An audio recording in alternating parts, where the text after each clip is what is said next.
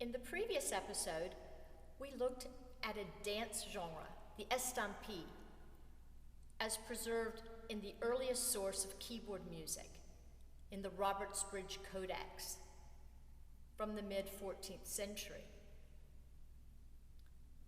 Now we're going to look at the other main type of music in Robertsbridge, motet intabulations. The motet at this time was a vocal work where each voice part had its own text. So a three-part motet would have three separate texts, which is what we find in the titles of the Robertsbridge pieces.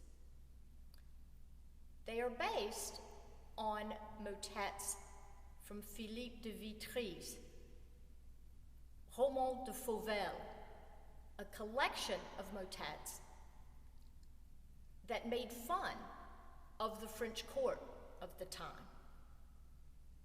Vitry was a composer of the new art, the Ars Nova, from around 1320.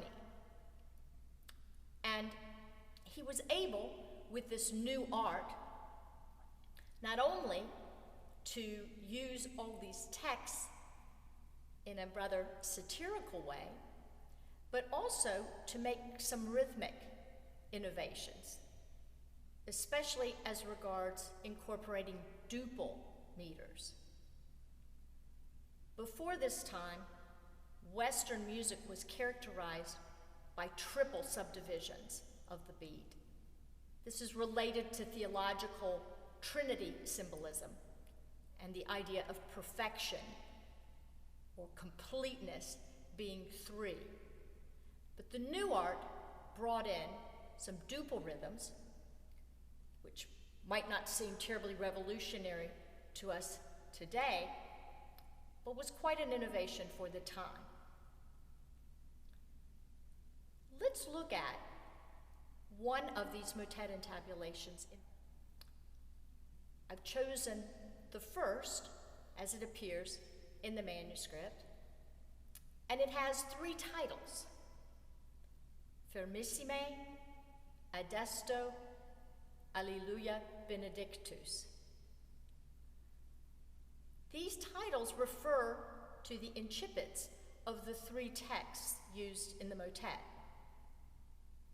The late medieval motet is characterized by a separate text for each vocal part, creating a real emphasis on the words, hence the name motet. Mot, M-O-T, in French, designating word. Later motets, with which you may be familiar, do not share this characteristic, so we really are talking about the Ars Nova motet of the early 14th century. And we'll notice that this characteristic keyboard texture of a slow-moving part in the left hand and a more figurative, faster-moving part in the right holds through. Here's the beginning of Fermissime, Adesto, Alleluia Benedictus.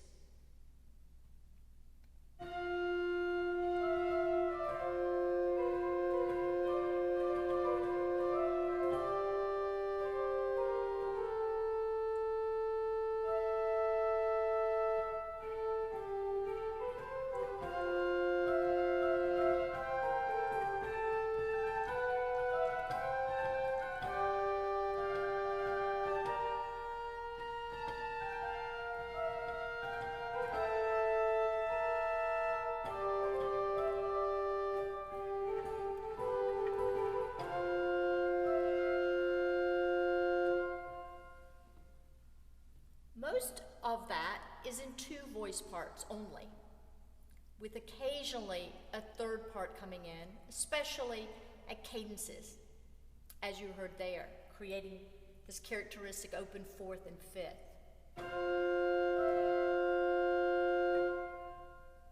You also heard a lot of the triplet type of figuration, almost like a Siciliano with the lilting dum ba bum ba da da da dum ba bum ba bum ba bum. And this has been added to create more interest in the top voice of the composition in lieu of a text. You also heard some of the duple subdivisions in that, whereas you might expect, and it was dum, bum, bum, bum. So these are examples of some of the innovations of this new art of Philippe de Vitry. Now, it was thought that the Robertsbridge Codex was probably written fairly soon after these motets, since they were popular enough to be arranged for keyboard performance. And so originally, the Codex was dated around 1320 or 1325. But this creates some organological problems. Namely, we don't have any evidence of a fully chromatic keyboard that early, and the Robertsbridge pieces require every chromatic note in the treble. And you'll remember we only have 2 pages from what was presumably a much larger manuscript, and even with those 2 pages, we need every chromatic note. So a later date would suit what we know about contemporary keyboards much better. And it's quite possible that a later date can even be explained because of the popularity of the Vitry motets even decades after they were first composed. These pieces were making fun of the French court. They are, for that reason, I think of a special interest because most people enjoy satire and poking fun, and so this may be an explanation for why, even decades later, the music of Vitry was chosen for inclusion. There's also an interesting historical aspect to this dating question, because as part of the 100 Years' War, England and France were fighting. And in 1356, at the Battle of Poitiers, the French suffered a terrible defeat to the point that the French king, Jean II, was taken prisoner by the English, taken all the way back to England, where he was held for ransom for 4 years. Now, lest you worry that poor Jean was just existing on bread and water, he was treated to quite a fine lifestyle while being held prisoner, and we know he had his own musical establishment. Archival records report funds used to move an organ from one residence to another. So he was maintaining quite a nice lifestyle despite his captive status. The French do not seem to have been terribly eager to come up with the ransom, but 4 years later, in 1360, there was an arrangement made so that Jean II returned to France. Now, what is very interesting is that we have no evidence of a form like the estampille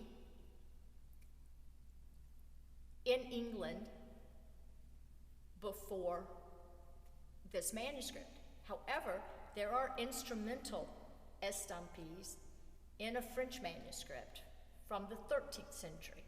So estampilles were already being arranged for instruments, and it's quite possible that with the other French repertoire of the motets, the music in the Robertsbridge Codex was compiled by a French musician working for King Jean while he was captive in England. This could explain a great deal of things, and the dating works very beautifully. The fact that there is French in the manuscripts is not necessarily an indication of a French musician, however, because at this time, French was spoken at the English court. But the genres and the need for a fully chromatic keyboard and the fact that there was this link between France and England because of the Battle of Poitiers all suggest perhaps a later date. And musicologists have changed the dating of the Robertsbridge Codex to around 1360 as a result. So having discussed the dating and perhaps the context, let's look at how we might bring this late medieval motet arrangement to life for modern audiences. Interestingly, we have a texture that is primarily in two parts, although the original motet is in three voices. And this is because often when the third voice comes in, one of the other voices drops out. So there's a lot of exchange, especially between the alto and the superius, in the sense that they're not both going at the same time. And instead, we get added keyboard figuration for the top voice to give it more interest orally. I think these motets provide a nice opportunity to use some of the higher stops of the organ on their own to imitate the sounds of smaller organs that would not have had such long pipes to have 8 or 16-foot sound. And it's even possible to play up or down an octave. So you heard me before play the 4-foot octave for the opening.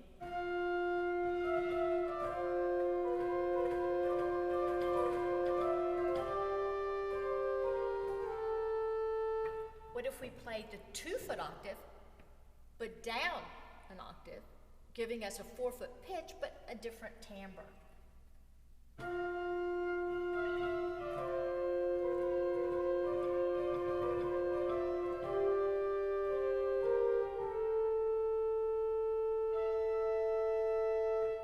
It's also possible to even use a 2-foot at written pitch.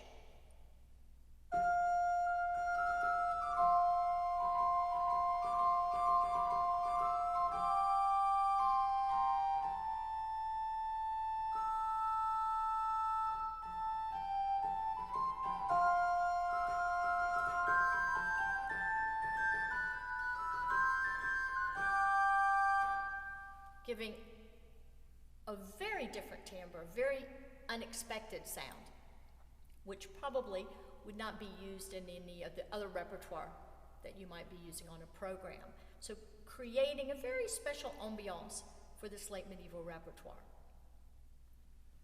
Interestingly, the motet does not contain hocket, this hiccup technique of notes passing back and forth between the parts, which characterizes some late medieval vocal music. But we also heard that used in the estampis of the Robertsbridge Codex. So vocal techniques are sometimes used in instrumental music, and sometimes they're not heard. So I think that's kind of an interesting feature that you might expect hocket in this, but it isn't present. Let's listen to a bit more of the motet. It takes probably about 3 minutes to play, and it really creates a lovely sense of going back in time and recreating something that was very popular in the same way that we take popular songs and play them in instrumental arrangements today. And this is how it was done in the mid-14th century. So this is just the final section of the Philippe de Vitry motet. Vermissime, which is the top text, Adesto, the alto text, and Alleluia Benedictus, the tenor.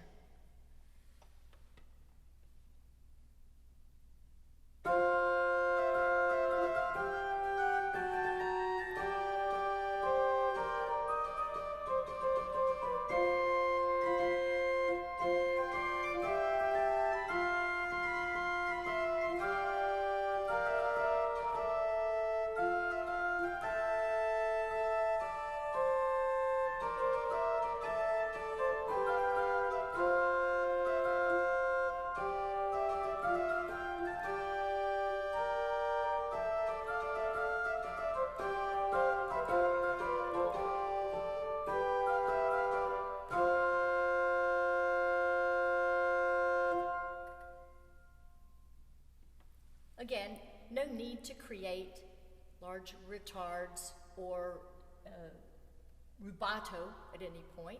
Just a nice clear touch to bring out the figuration and the different subdivisions of the beat created by the intabulator.